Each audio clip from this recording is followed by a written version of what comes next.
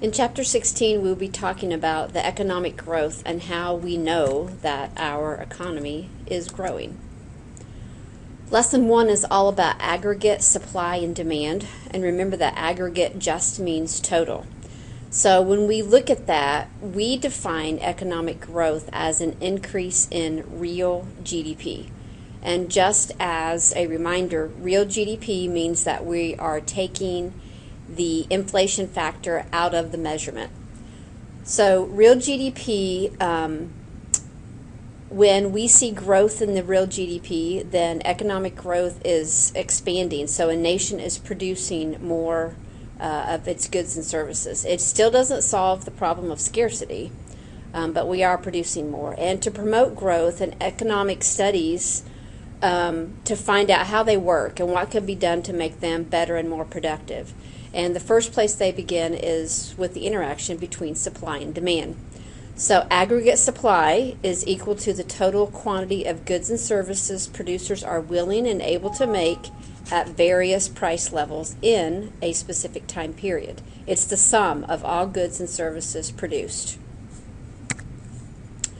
When you see the aggregate supply curve, it looks very much like the supply curve that we looked at before. It's determined, at least in part, by the desire of firms to earn a profit, and we talked about that. The more profit that a firm can make, then the more they're going to produce of that product. So output increases as price level increases. And this is a graph showing just that. It looks very similar to the supply curve that we discussed back in Chapter 3. Aggregate demand is the behavior of all the buyers within an economy. So it refers to various quantities of goods and services that everybody, all people, are willing and able to buy at various price levels, and it represents the entire demand within an economy. So an aggregate demand curve slopes downward and to the right, much like the demand curve for an individual item. Among the factors that affect aggregate demand is a change in savings. So if consumers are saving less, then they're spending more, and the opposite, if they're saving more, then they're spending less. Macroeconomic equilibrium is the point at which the aggregate supply balances with the aggregate demand. The word equilibrium means balance, and macro means total or overall. This chart just shows how much the United States has produced, and we've got Indiana put in there to just kind of look at that, compare.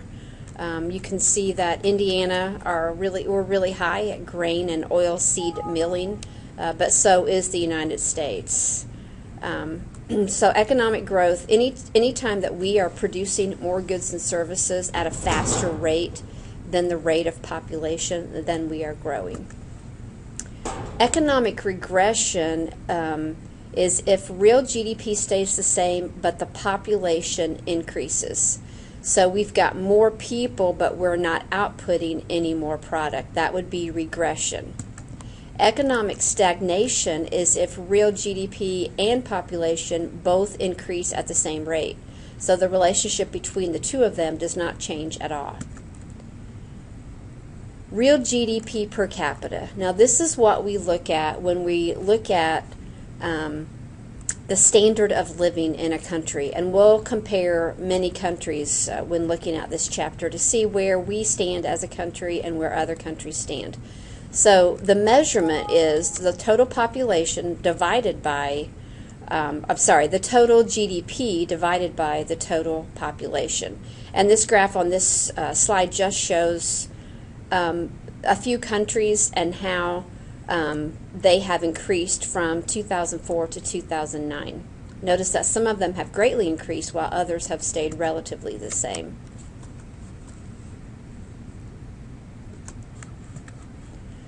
The standard of living, a definition, is the overall quality of life. So as a result of economic growth, the standard of living is higher than that of earlier generations.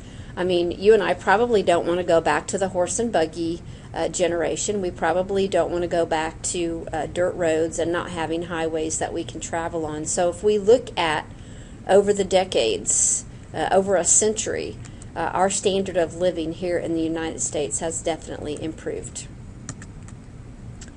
So this talks about the standard of living and what it has to do with the GDP.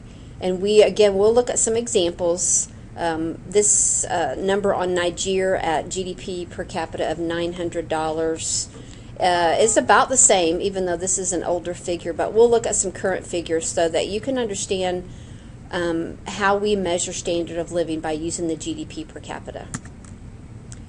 Lesson 3 is 4 sources of economic growth. And in your vocabulary list, I've placed that you need to know each one of these 4 sources of economic growth. So one of them is the increase of skills of workers. So we want to make sure, this is why we want all of you to be educated beyond high school.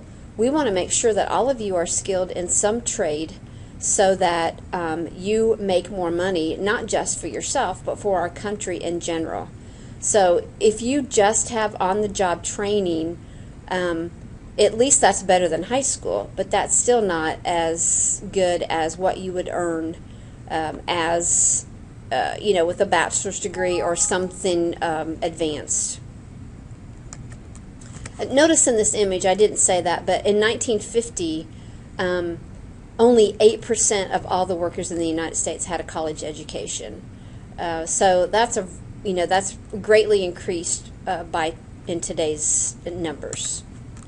A capital investment is another way that we can have as a source of economic growth, and this really has to do with the capital to labor ratio. So we're taking capital, which is what a firm is spending in their business, and dividing that by the number of workers. A high ratio encourages economic growth because when we're spending more money on our workers and on technology, then we should be increasing productivity.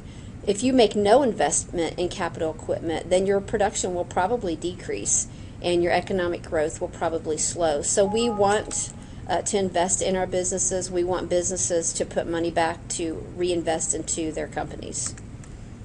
Management is a really big factor, and management is a very hard position, but it's one, we're managing people. We're talking about human lives here. So managers have to focus on the long-term effects. Sometimes they have to take, personalities and friendships and things out of the mix. What a manager is supposed to do is to make their employees as productive as possible. So if you have a job and you don't like your manager, you need to look at a couple of things. Are you being as productive as you could possibly be on the job? Are you doing your very best? Because that's what a manager is supposed to be getting out of you. And another good factor for a manager is that they involve workers in the decision-making process. Because if this happens, then employees feel like they have some stake in the business. If decisions are just made all around you and you have no input, then you don't normally take ownership in your job. Research and development has proven to be huge when it comes to economic development. When it comes to curing diseases, when it comes to technology, when it comes to engineering, when it comes to NASA, it accounts for a very large share of economic growth within this country and within individual companies. So the more that a company spends on research and development, although it may be pricey up front, this will only help them down the road if they come up with some bigger and better ways to improve in management, to improve in production, and certainly to develop new products. It's estimated that research and development, R&D as it's referred to, may have contributed 25% and even more than that to the total growth in the United States between 1929 and 1982.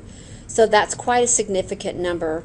There's obviously lots of other factors, but when a company does research and development and researches up and coming technology and new ways of doing things, then they normally become a much more productive company, and they can do things better than their competition.